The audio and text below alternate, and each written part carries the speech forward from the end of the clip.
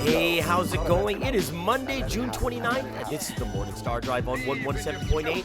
We're on YouTube, so make sure to subscribe, follow us on SoundCloud, and support us on Patreon. Today we'll get some coronavirus updates, huge spikes in the U.S., seeing the largest cases 3 days in a row, and the Sunday sermon, the message of grace and revelation. So, how are you guys doing today? I mean, we just had the weekend. I hope you guys had an amazing weekend together with the Lord. For myself, I had a relaxing weekend, a small vacation in Cameron Highlands over here in Malaysia. Some crazy traffic, but I'm glad to be back and starting a new week together here on the Morning Star Drive. Now, Thursday, we had the Bubble Talk, and we talked about comparing with others. And Tuesday, we also had a Lockdown Tuesday on the story of Jacob. Go ahead, check those two videos out on Espresso with Sky right now. And we definitely encourage you to check out the live Lockdown Tuesday and Bubble Talks every Tuesday and Thursdays at 8 p.m. Malaysia time. It's live streaming on both YouTube and Facebook. Yesterday was a Sunday edition, and we interviewed a member from Malaysia, Mayfen Lim. She's a model, actress, and producer, so make sure you check it out on the Sunday edition. Big shout out to Mark Simmons in New York, Manaka from Japan, and Steve Handy in Canada for supporting us on Patreon. And if you want to support us too, then check out the Patreon link in the description. And if you're on SoundCloud, click the blue button on my homepage. Now, just a reminder, I'll be posting lecture training videos onto Patreon starting this Wednesday, which is Canada Day, July 1st, and once again, this Wednesday. So trying out a new way to give lecture training for more people in less time, and hopefully we'll be able to get some of the members lecturing to try some new things on this podcast too. All right, let's move on to the featured artist of the day. Now, last week we played two new songs from two artists that we love and we know. And today's featured artist is going to be Kuma Chung, and his brand new song we debuted last week on Monday was just uploaded onto SoundCloud, and it was a song for Father's Day. But it's also a song we can play for God too every single day. So we'll listen to that song first. And the second song is from Juice Star Aiden Verity. This song just came out on Friday, Believe in Me. So go check out her new songs on SoundCloud. So let's listen to these two songs from two of our amazing artists here in this history. Who is it? It is Aiden Verity with Believe in Me. And also, the first song is our featured artist of the day, Kuma Chung, and that's called A Song for Father's Day featuring Rang Hee.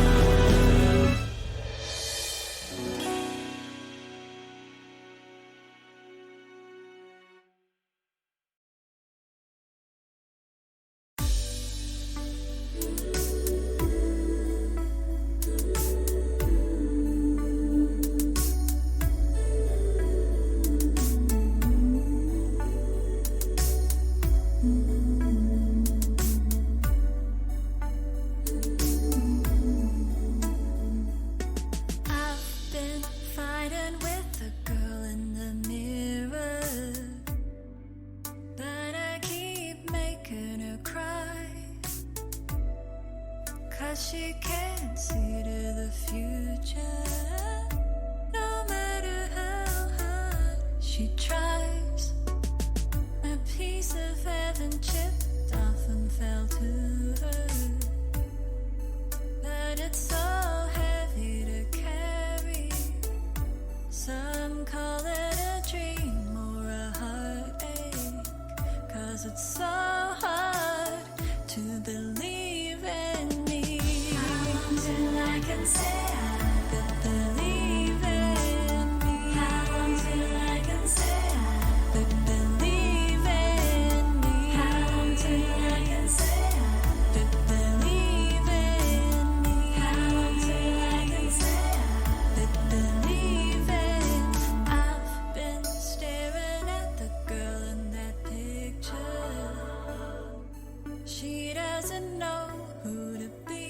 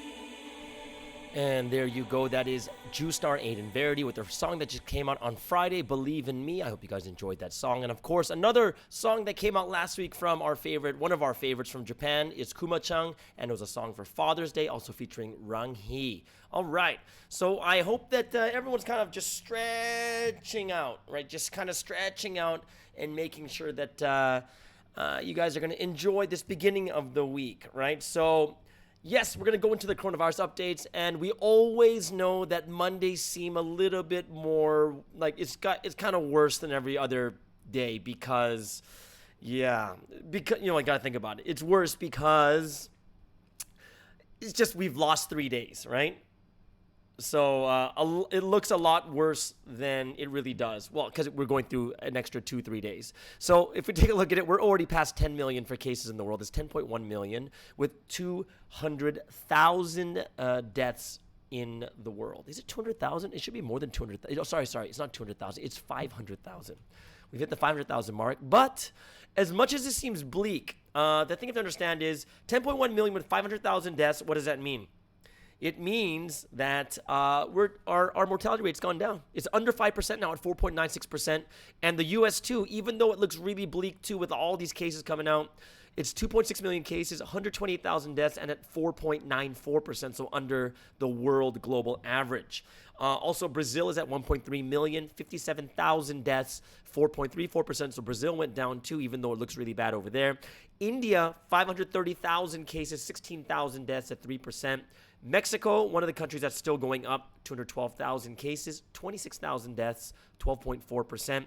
And South Africa, also one of the countries where the virus is kind of spreading even higher. 132,000 cases, 2,400 deaths at around a little under 2% at the moment. And for those of you in the Philippines are wondering, it is 35,000 cases, 1,200 deaths at 3.51%. And good news is it is still going down, mortality rate. And that's like the biggest one we have to look at. Sweden, the only country that went into lockdown, has 8.11%. So they're going to hit under 8% soon. So it looks a lot different than what people thought in the beginning. Like they should have had the lockdown, but they're doing well and the numbers are going down as expected. Belgium going down still too, 15.88%. And if you look at that kind of daily case rate, we're going to look a little bit more into this because we're going to spotlight the U.S. of what's happening with this second wave, this surge happening right now. They had 43,000 cases the other day, and they're at a 2%. They're what do you call it? The cases are rising about 2% per day. Brazil is at 35%, so they're dipped back under 40,000, and the U.S. has been 40,000 for 3 days straight. I think they had one day it was like 45,000, right? And Brazil's at 35,000 cases at 3%. India has hit 20,000 cases in a day at 4%, and you have to think about this very carefully because even those 20,000 cases in a day, they're at like 1.3 billion people. So it's not as much as we think it is. It's just the biggest problem over there is the healthcare system's not very good at all. South Africa, 7,200 cases with 6%. They went up one more percentage point to 6% increase per day. And Mexico stands at 5,400 cases at 3%. Another interesting update is, whatchamacallit? It's Europe. Europe's starting to surge again. So it's kind of interesting because they didn't come out of lockdown as soon as America did, but both of them are kind of having surges. And in Italy, it's the south now, not the north. It's the south that's having these surges too. So that's something very interesting that people have to think about also. So today I'm going to take a look at the U.S., okay? And the U.S., basically, their numbers now are higher than the first wave. The deaths aren't as high, but the numbers for cases is much higher right now too. So they topped out at like 45,557 cases in a single day. So it's worse now than it has ever been in the U.S. Just case-wise. Deaths-wise, they're okay at the moment. Like there's nothing going up with deaths. But they said it's going to take at least 2 weeks to see some type of results. So it does look like there are some places that are kind of start to, not lock down, but it looks like they're actually... excuse me. It looks like they're actually going to slow down the reopening and maybe reverse it a little bit. Like the only state before in the past in the Northeast was like, New York, New Jersey, and Pennsylvania. And that's where it was crazy. Remember all those deaths and so many different cases. And they had like they were the only state that did over 5,000 cases in a day. But Now, Texas, California, and Florida, all three of them are more than 5,000 a day. I believe Florida did almost like 9,000 in a day, right? And because of these multiple states that are going over 5,000 cases in a day, they surpassed 40,000 for the first time over the weekend, starting from June 26th. Right, so from Friday, 3 days straight, it's been pretty bad, over 40,000 cases, and topping out at 45,000. New York, at their peak, was 10,000 in a day, the state of New York. And right now, Florida's at 9,000, Texas is at 6,000, Arizona's at 3,400. Remember, this is cases only. So, and what's interesting, even in Arizona, there's like Arizona's 3,400 in a day, but they have one county. Like one county is 2,000 a day. And that's worse than New York's worst county in a day. So like this one county is going pretty bad, pretty viral, I guess. And there are some emergency orders happening in some of the states, like in Florida, beaches are closed. People have to wear masks when they're inside. Outside, keeping social distancing, and groups will be kept to 50 and under. Texas, too, the governor came out and they said basically we're going to close down some businesses, shutting down bars, reducing people in restaurants. And even in Texas right now, the largest hospital in Texas, their ICU beds are 100% full. Right? Not all of them, though. Not all the hospitals. Just the largest one is 100% full for their ICU beds. So they do have beds available in other hospitals. So now in Texas, they're revisiting to make a 2,000 patient field hospital again over there as kind of as the cases begin to increase more and more. It's really interesting what's happening right now too, right? So even in Arizona, what's happening is like the healthcare frontliners are very much at risk. And we, not so much just taking care of people. They don't want to burn out like in other states. So that, these doctors and frontliners need to be able to take care of themselves with like personal protective equipment and stuff like this too. And people need to make a choice, right? Like people need to be able to make a choice, even though it's kind of an emergency, that people need to make a choice. And if they can't come to work, if they're sick, if they're stressed, if they don't have the emotional capacity to do it, and it's something that we have to look at also. Like these frontliners are human beings just like us, and they're doing an amazing job, right? Texas and Florida and California, these states, what the health experts are saying is whatever they do now, whatever policies that they have, the impact of that policy won't even be seen for the next 2 weeks, right? They say that's about how much it takes, right, for people to actually see the impact from their policies. So, more than 9,000 cases. This is like what happened in a single day. We had 45,000, right? That's more than 9,000 than our highest in the first wave. So our highest in the first wave was around 36,000, and now we're already at 45,000. So that's pretty crazy there too. And there's one really, really good thing though. The good thing is it is the younger demographic that has caught it, the people that are not at risk. So that's kind of a good thing when the younger ones are hanging out with each other. But the bigger problem is when they go home and give it to the elderly, their grandparents or parents or whatnot, right? So that's why right now, because it's the young demographic that's catching the coronavirus, there's not that many deaths.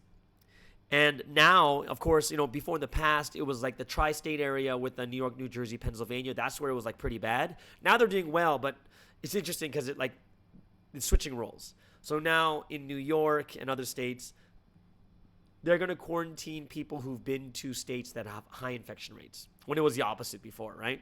And right now, the three states that are actually like hitting the biggest right now, like the biggest increase, is California, Oklahoma, and Arizona. And those three states are kind of having the big, massive outbreaks. Of course, Texas and Florida is really, really big here too.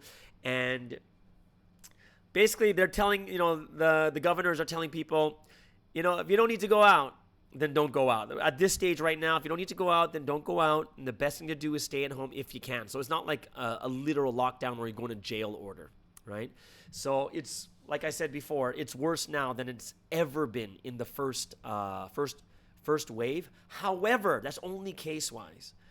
We kind of have to see what's going to happen with the deaths, with the mortality, because the mortality rate keeps going down. We keep seeing, even over the weekend, even those the three highest days, what we know is we're not going to see the results for another 2 weeks. So 2 weeks later, we'll start to see either a major rise or something that might be a little bit different than what we thought. And health experts are saying that one of the reasons why these last 3 days have been pretty hectic is because of things that happened 2 to 3 weeks ago. and to a month ago, right? And that was like from the time of Memorial Day and the weeks following, where states were kind of opening up too early or before they were ready, and testing and tracing wasn't set up properly, and it wasn't ready to go, and bars and nightclubs opened way too fast, and then the combination of so many other things is one of the reasons they said that these cases are going up really, really high. And it's crazy because another second thing that all the health officials recognize right now is it's like making the decision to go into lockdown was such a heavy cost to go into lockdown, right? It was such a big thing because a lot of people didn't want to do it. And now then they see the effects, it's like, oh my gosh, the amount of money that the government spent to subsidize like businesses and people too, right? And now it's like, the political leaders should have done better during that time of the lockdown. And it's almost like some of the health experts feel like it's been wasted. Like they should have done better with it. And, of course, sports is opening up pretty soon, but of course it'll be in a bubble, like say the NBA and NFL and Major League Baseball. And the health experts are also saying, you should only do it if the community that you are in doesn't have large outbreaks, and you can't, because, think about it, like they're going to do it in Florida, and Florida just had a massive increase of 9,000 in a day, which means you can't bubble off everyone. There's people working, going home, and coming back. So, and also another thing is no one knows the long-term effects of the coronavirus either, right? So what if there is long-term effects? So that's something that sports players have to think about also. So, people aren't even sure, the doctors aren't even sure what the long-term effects are. There's this and that. So it's kind of like, this is why a lot of the sports players, the athletes, are kind of iffy about going back. So basically the medical experts are saying, think about where you're locating these sports. Don't do it in Florida, California, or Texas, because those are the three places where there's like massive increases, right? So this is it, guys. It's kind of just like the Sunday message that just came out yesterday. And it's basically like, if you don't hold to taking care of yourselves on your own, it would have been done over 5 months. But it's just going to continue. And we can kind of see that right now. Like even in Europe, it's starting to go up again in southern Italy. America is going through their second wave. China's going through their second wave right now. We just kind of have to do really well. Like one thing I'm really happy about here in Malaysia is they're just doing well from the beginning. Like they did have a few slip-ups where like there's a big gathering with like 200-something thousand people, a Muslim gathering, prayer time, and then that's where like this big spike came in from these cases. But after that, it's been really, really smooth here. They're still in a recovery movement control order right now. And so far, it's going not bad, right? So we are in kind of this lockdown mode, like a recovery lockdown mode for another month, right? Until the end of August 31st over here. And the cool thing is, Providence now too, as we got the announcement yesterday, we're going straight for another month. All of July is going to be internet services too. So, it's just another month, and we just got to make sure that we do well. And in the message, it's not just, Korea, should have been a lot better with it too, but it started to spike again a little bit more. So we're kind of getting to see how things are happening right now. And I just really hope that all of us here too will be able to take care of ourselves, be careful on our own. All right. So what that means is it's time for us to do some time of praise. And of course, we want to give glory to God. We want to give glory to the Holy Trinity. So the two songs we're going to sing, some fun songs today. First one is Come to the New History. And the second one is The Lord's Word of This Time.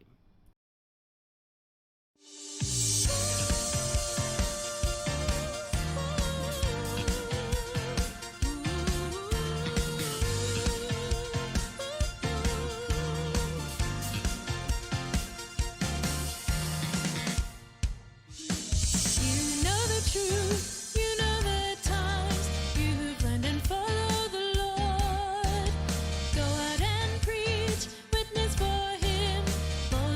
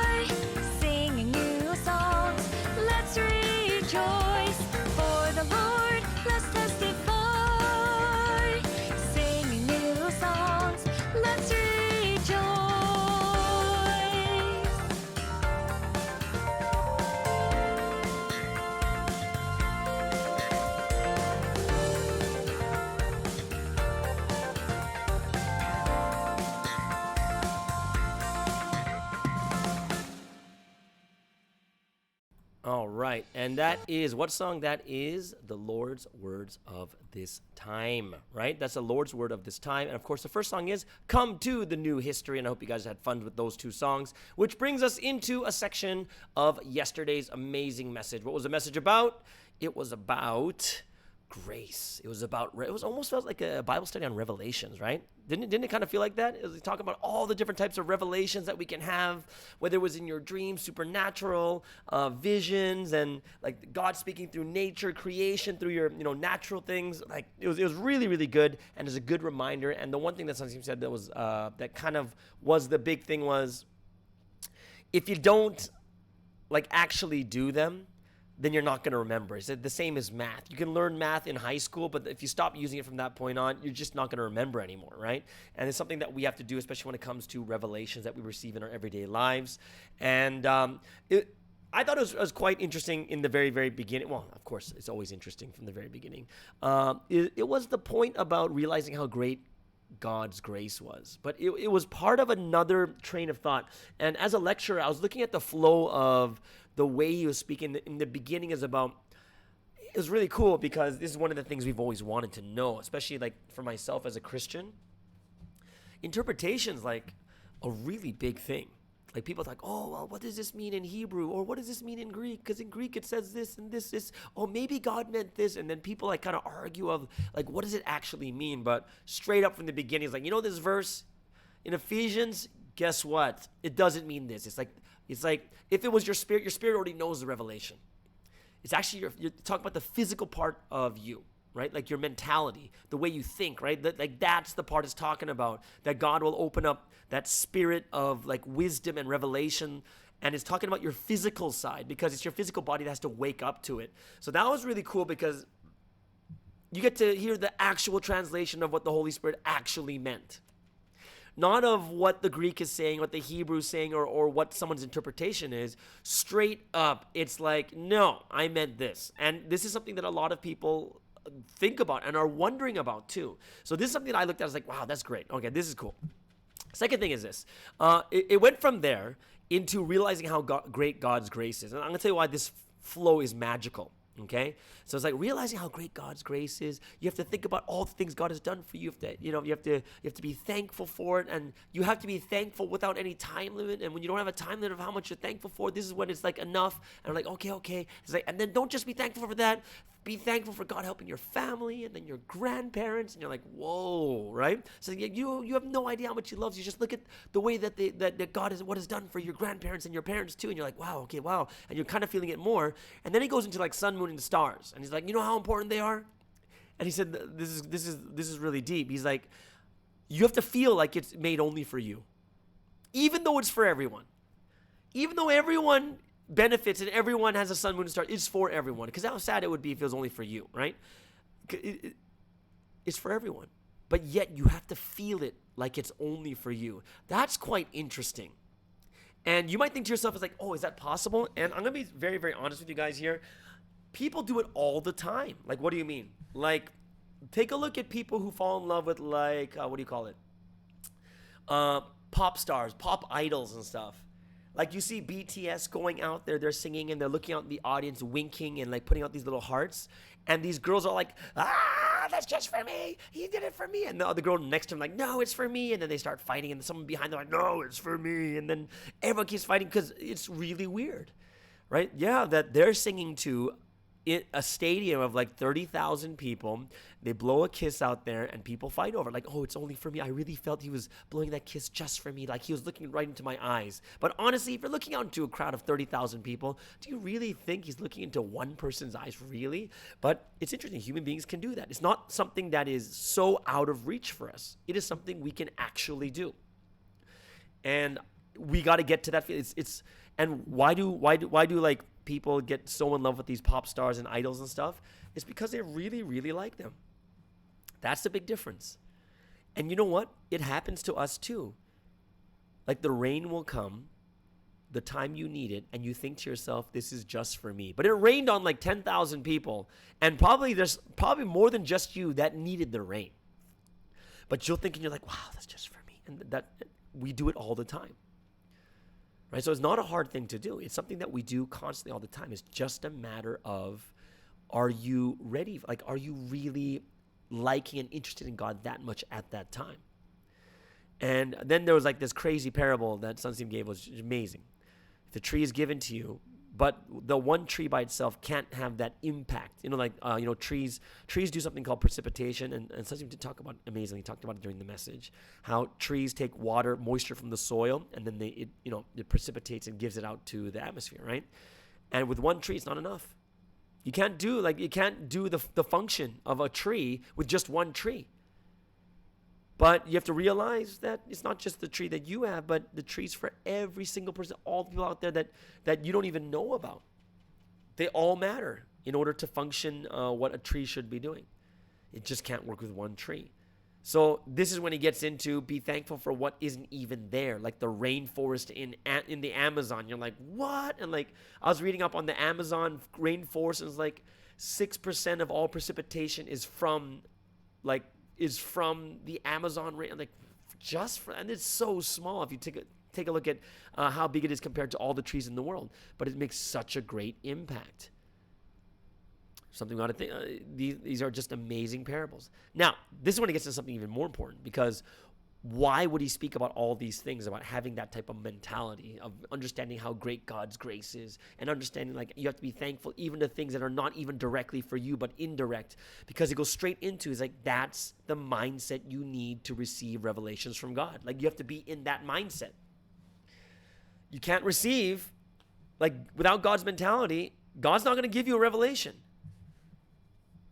Right? That's exactly what it was said. You can't receive revelations if you're thinking in the wrong way. So I was really thinking about this, like, why is it that if you don't have the mentality of God, you can't receive a revelation? And so I thought there's three big reasons, just in my head when I was thinking about it. So this is my opinion, right? I was like, wow, if you don't have God's mentality, or you're not like so, like you don't have that mentality of like liking God so much and just enjoying and being thankful for things that are not even yours, it would probably mean you're not even looking for it, because you're not even looking for God. So even if revelation is there, you won't even see it. You won't even care about it. It'll be there, but because you're not looking for God, because you don't have the mentality of God, you're not even trying to communicate with him. And even if it's there, you just wouldn't look for it. And the second thing I thought to myself is, yeah, but even if God did give it to you, but your mentality was wrong, you might take it the wrong way.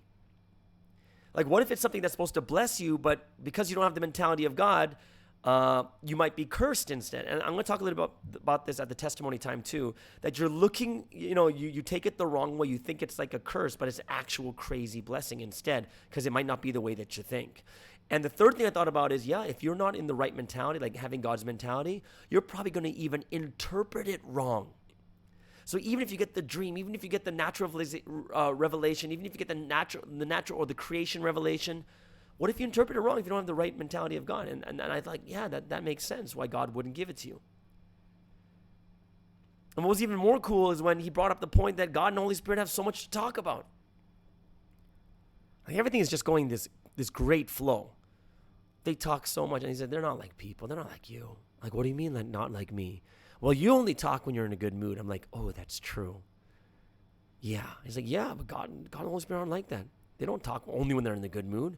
They speak so much. They'll speak so much. If you just keep prodding, if you keep tapping on their shoulder, if you keep knocking on that door, they're going to talk and talk and talk and talk. Which means that if you think about that carefully, what's the actual issue?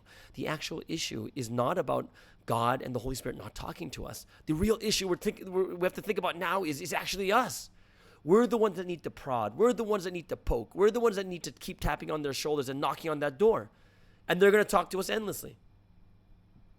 You gotta think about that. The issue is not about God not wanting to talk to us. He wants to talk to us. And the issue that we're dealing with now is, even though he wants to talk to us, the problem is we're not prodding and tapping and pushing and God and calling out to him and seeking and knocking on that. We're just not doing that. And that's the reason why we're not listening and hearing from what God is saying. So when I even looked at that, I'm like, wow, that's really deep too, because here we are the whole time thinking God is like playing favorites. Like, well, God, you always talk to this person. You never talk to me. And the answer is not that he's always talking to those people. It's probably those people keep prodding and asking and keep knocking on that door. It's not favoritism because God loves, God wants to talk to everyone. Like if he has that much to talk about, I really think that whoever knocks will get God talking to them. Regardless of what you think of whether they deserve it or not. God plays no favorites. Interestingly. Right? But sometimes we feel that way because, well, why does God talk to him? Why does God bless him? And we have to really look at that full situation. They want to talk, and they talk way more than we do, and they're not like that. Like they're not like what's that? Their hearts are not as fickle as ours. Where the moment someone does something wrong, then we're like, no, I'm not gonna talk to you anymore. No, right? It's like that's what people are like. No, I don't want to talk to you anymore. Yeah, and that's kind of what happens, and we have to kind of get ourselves to understand it in a much deeper and better way of how much God wants to talk to us. You gotta prod, you gotta knock, you gotta tap, you gotta poke, you gotta push, and you gotta get God. The issue right now is not God and the Holy Spirit not wanting to talk to us. It's we're not asking enough. And I like that flow was really good, and it moved. I had two other points that I really liked too. Especially, well, this is true because everyone knows this. Is like when you do it yourself, you realize more deeply, and that's kind of obvious, right? Because you actually experience it yourself. And the thing that he talked about also was how much better it is to have indirect education. I'm not sure how it was translated in Korean because I was listening to it in English, but how like in America and in more advanced countries, when they educate, the education is not like I directly teach you every single thing, but it's more towards prodding and like it's indirect education, and it allows people to think and realize on their own. And he said that there's only one school in Korea that does it, which was KAIST, which is like a science and tech school, I think. Math, science, and tech school. I think that was in Daejeon. So that was quite interesting to see that that's the way that we should be teaching. That's an advanced way of teaching and educating. And the very, very last point that I really liked too, the very last point that I liked myself was when like the coronavirus was being talked about. I talked a little bit about it before I did the update, where people are like, wait, son's name is supposed to be 5 months, but 5 months is going to pass now because we're already on like the end. Like this, like it's the 29th, right? We have 1 day left. The 30th is the last day, and then we go straight into July, and we're like, I don't think it's going to be, I don't think that this pandemic's going to be going down in 2 days or 1 day, right? There's no way. And we're like, well, what's going on? And basically, the answer was given. It's those who are sealed. Those who are sealed, those who obey and listen to the message, those who obey, who took care of themselves, who were careful by ourselves, that's where it's actually working out. And that's something that we have to really think about. Our countries, and the countries that make it to the 5 months, that's a major thing. A lot of countries, not careful, that's what happened in Korea when they started opening up the bars and the restaurants too early and the nightclubs. And that's where it started spreading from nightclubs in Korea. That's where the next one started to break out. And when you look at a lot of, like even the second waves coming out in Europe and also America, which opened up really, really early, the bars and restaurants all opened up early too. That's a lot of problems over there also. But the part I liked the most about the coronavirus was not so much that part. It was God is checking your hearts through the coronavirus. Like that is quite wow. God is checking your hearts through the coronavirus. And I was like, whoa. Okay, that's deep. Like through the last 5 months, God has been checking our hearts. And we get one more month, all of July. But this is a time where God is checking our hearts, especially those who are in this history. And I do think it's something that we have to really think about very carefully. God is checking our hearts through the coronavirus. How we respond, how careful are we, what we say and what we do. So I hope that you guys also, if you guys have any other parts of the message that you really like, just pop them down in the comments below. I want to hear what you guys think also about what's happening with the second waves that are coming up also. And yeah, just write down song requests. But in this case, when it comes to the word study, yeah, tell me what you think. What part did you like the most from the Sunday message? Sunday message, wow. It's been a while since we've had like a longer, deeper message like that. Either way. I'm going to go into the song of choice for today, and there is a request all the way from Japan, and it's a song from that's sung by Beyonce. It's called Halo, And this song was requested by Aya Stott in Japan. And she says she wants to hear this song because it reminds her of when she met the Lord. So it's very, very deep reasoning. I found a cover, right? A really, really good cover. So Aya, I hope you will enjoy this cover. It's from Emma Heasters. And Emma Heasters is singing this song. It's an acoustic and piano cover. She's a singer-songwriter and YouTuber from Holland, the Netherlands. And she's actually the most followed musical YouTuber in Holland. And I believe she has like 2 million people. But yeah, you gotta listen to this version. Is really, really good. From this, once again, requested by Aya Stott in Japan, reminding her when she met the Lord. This song is Halo from Beyonce, but it will be covered by Emma Heasters.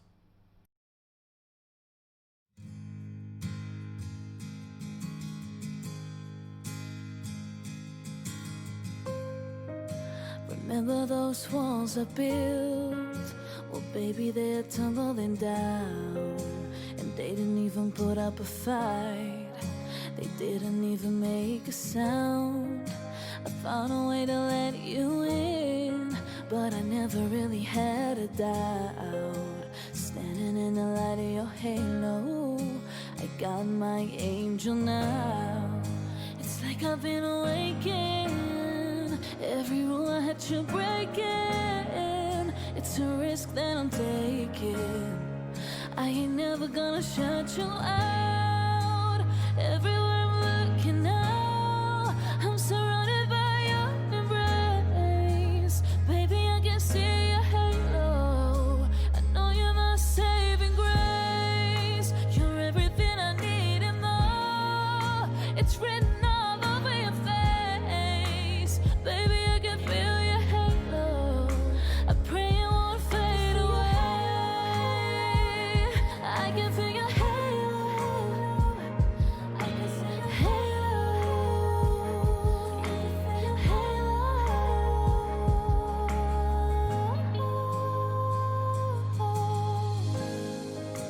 hit me like a ray of sun, burning through my darkness night. You're the only one that I want. Think I'm addicted to your light. I swore I'd never fall again, but this don't even feel like falling. Gravity can't begin to pull me back to the ground again. It's like I've been awakened. Every rule I had to break in. It's a risk that I'm taking. I ain't never gonna shut you out. Everywhere I'm looking now, I'm surrounded by your embrace. Baby, I can see your halo. I know you're my saving grace. You're everything I need and more. It's written all over your face. Baby, I can feel your halo. I pray it won't fade away.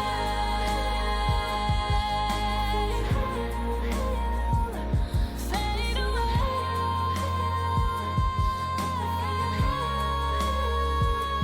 I can see your halo. You're everything. It's written all over your face. Baby, I can feel your halo.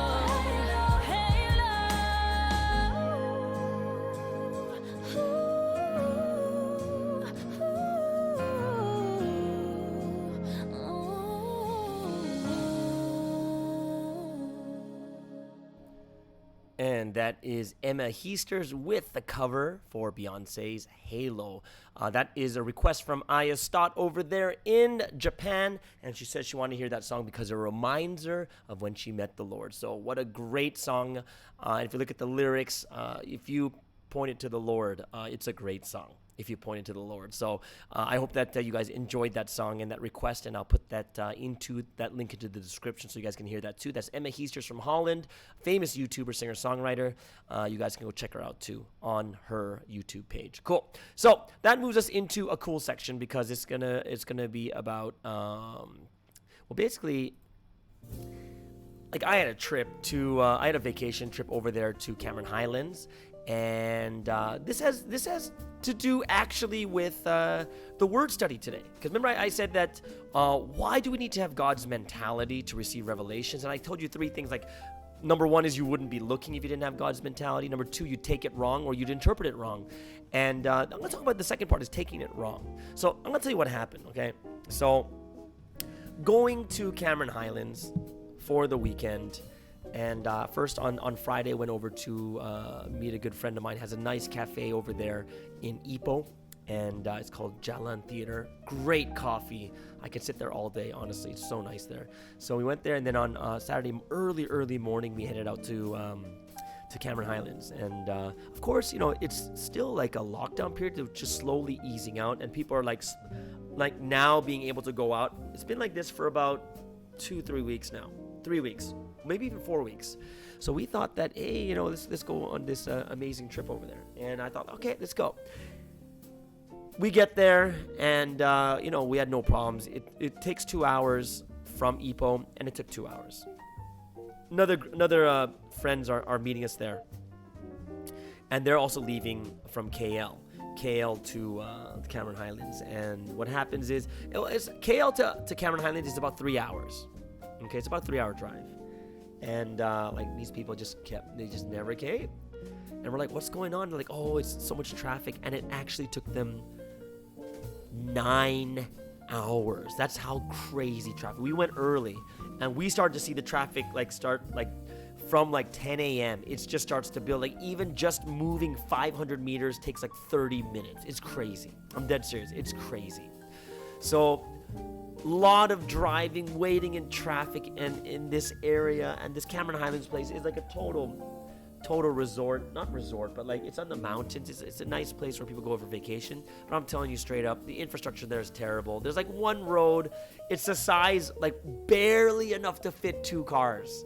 And if it's that tight and narrow, and you're going up a road in a mountain, you can't zip past people when it's that close, and the curves are hugging the cliff and whatever it is. It was just nuts, right?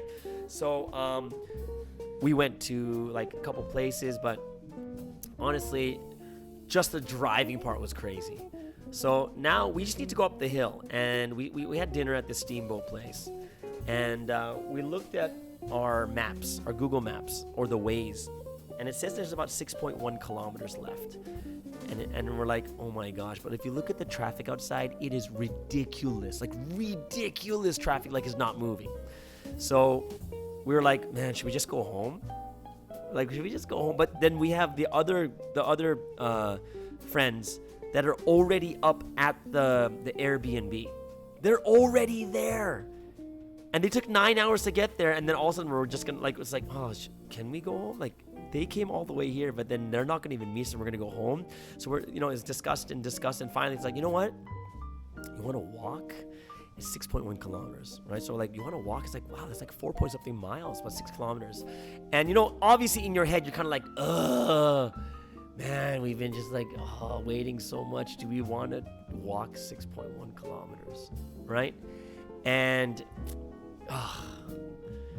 we just sat there contemplating it, and finally we just said, you know what, let's just do it. And then one of the team, 2 of the people said, you know what, we're gonna just take the car up so you guys can walk. So we're like, okay.